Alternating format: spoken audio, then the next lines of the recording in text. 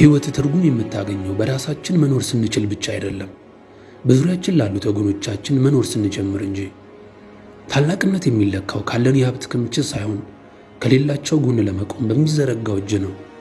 በትናንሽ በጎነቶች ውስጥ የሚፈጠሩ ትላልቅ ደስታዎችን ማየት የሰው ልጅ ትልቁ ጥበብ ነው።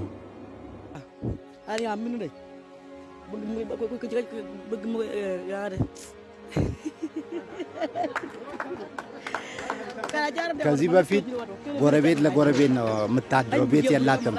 አሁን ግን ቤት ኦልሬዲ አግኝተናል። ስለዚህ ለእናንተና ለእግዚአብሔር ምስጋና ነው የሰጠን ያለ ነው። ከዚህ ውጭ ሌላ ለማንም እንሰጠው የለም። ለምን እግዚአብሔር ነው ቅድሚያ መጥቶ በእናንተ በኩል የሰራው። ስለዚህ የሰራው አካል ጨምሮ ይስጠው።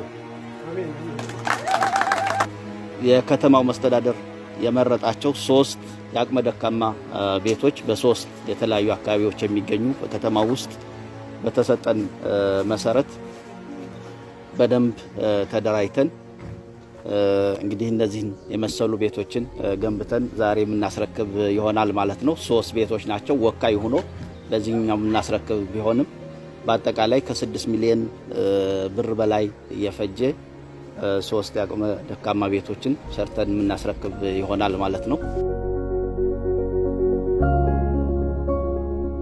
አቅመ ደካማ ዜጎች ዘርፈ ብዙ ሰብአዊ ድጋፎች እንደሚሹ የማይካድ ሀቅ ነው።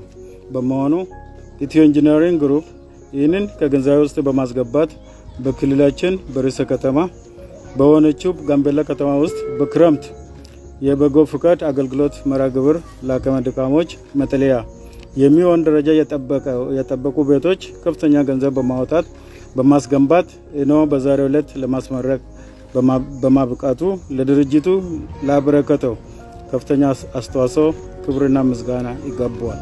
እንግዲህ ግንኙነታችን አጠናክረን የኮርፖሬት ሶሻል ሪስፖንሲቢሊቲያችን መጠበቅ መወጣት የውዴታ ግዴታችን ነው። እኛም እዚህ መተን በመስራታችን ኩራት ይሰማናል። ለወደፊቱም ከክልሉ መንግስት ጋር ያለን ግንኙነት አጠናክረን እንቀጥላለን።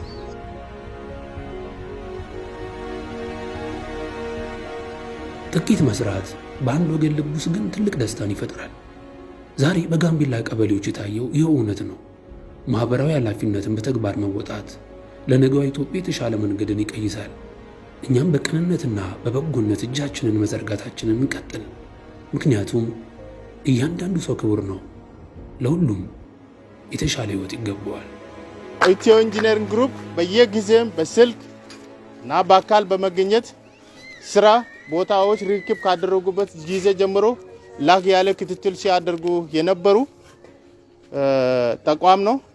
ተቋሙ ከዚህ የበለጠ የኢትዮ ኢንጂነሪንግ ግሩፕ ቤቶችን በመገንባት ብቻ ሳይሆን በክልላችን ለም መሬት ሰፊና ለኢትዮጵያም የሚተርፍ መሬት ስላለ ባላቸው ማሽነሪዎች ክልሉ ደግፎ እኛ ያለንበት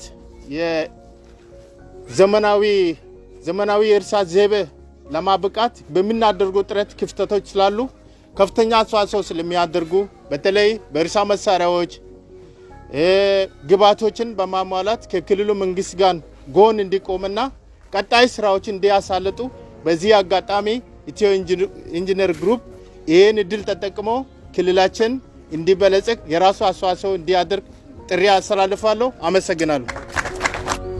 የአዳማ የእርሻ መሳሪያ ኢንዱስትሪ ዋና ስራ አስኪያጅ ዶክተር ሽመልስ በመካከላችን ይገኛሉ።